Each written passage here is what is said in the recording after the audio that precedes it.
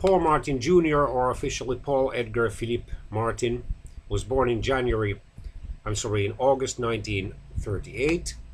He served as the 21st Canadian Prime Minister from December 2003 until February 2006. Most notably, he served as the Canadian Federal Finance Minister from 1993 to 2002. He made many structural reforms to the country's federal finances and was able to balance the budget by reforming various programs, including social services.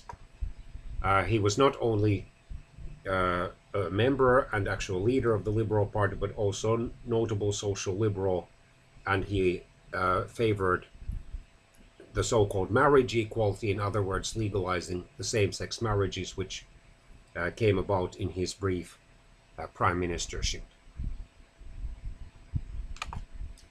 Because of the sponsorship scandal, his government was defeated on a vote of no confidence in November 2005 that triggered the snap federal elections of January 2006, which the Liberals lost and the Conservatives won with a minority. Already in the June 2004 federal parliamentary elections, the Liberals had been reduced to a minority status. Now seen as a global diplomat, Martin continues to contribute on the international arena through a variety of initiatives such as Incentives for Global Health, the not-for-profit behind the Health Impact Fund, where he serves as a member of the advisory board. He also sits as an advisor to Canada's Eco-Fiscal Commission.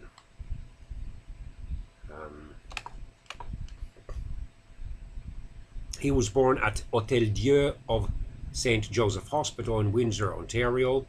His father, Paul Martin Sr., was a Franco-Ontarian of Irish and French descent who served for 33 years in the Canadian House of Commons and was a cabinet minister in the Liberal governments of Mackenzie King, Louis Saint-Laurent, Lester Pearson, and Pierre Trudeau. Paul Martin Jr.'s mother, Eleanor or Nellie Alice, was of Scottish and Irish descent. He briefly attended the University of Ottawa before transferring and graduating from St. Michael's College at the University of Toronto with a BA in History and Philosophy in 1961. He then attended the University of Toronto Faculty of Law, where he received a bachelor's degree in law in 1964 and was called to the Ontario Bar in 1966. In September 1965, he married Sheila Ann Cowan, with whom he has 3 sons. He then had a business career in the board of directors of the Power Corporation, or Canada Steamship Lines.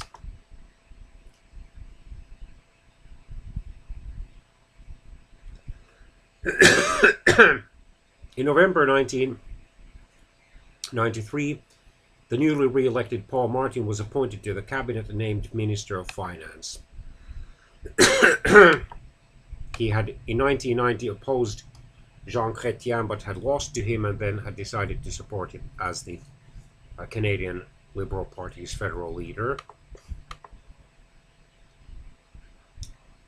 While Martin's record as finance minister, balancing the budget and moving the budget to a surplus, was lauded in business and financial circles, there were undeniable costs.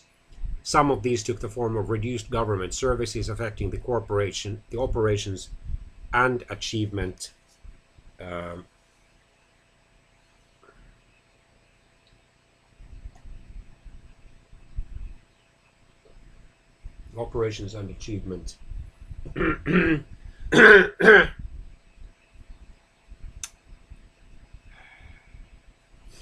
of the mandate of federal and provincial departments. His brief prime ministership was marked by the legalization of same-sex marriages, for example, and by a significant turnover. Only half of the members of Chrétien's last government served in Paul Martin's government. And then the so-called sponsorship scandal, which probably already was partly instrumental in reducing the Liberals to a minority government status in the June 2004 election, and definitely helped to bring down the government on a vote of no confidence in November 2005, which then triggered the parliamentary elections of January the 23rd, 2006, where the Liberals went down to defeat and the Conservatives won a minority of seats. After his retirement as Prime Minister in early February 2006, he stepped down as the parliamentary leader of his... he already had stepped down as the parliamentary leader of his party. He then stepped down or resigned as the Liberal leader. He published his memoirs entitled Hell or High Water, My Life in and Out of Politics. In the 2008 federal election, he also left the parliament. He is chair of the Congo Basin Forest Fund, addressing poverty issues in a 10-nation region in Africa. Since his retirement from politics, he has been an advisor to the International Monetary Fund and to the Coalition for Dialogue on Africa. He also works with the Martin Family Initiative, which assists First Nations youth.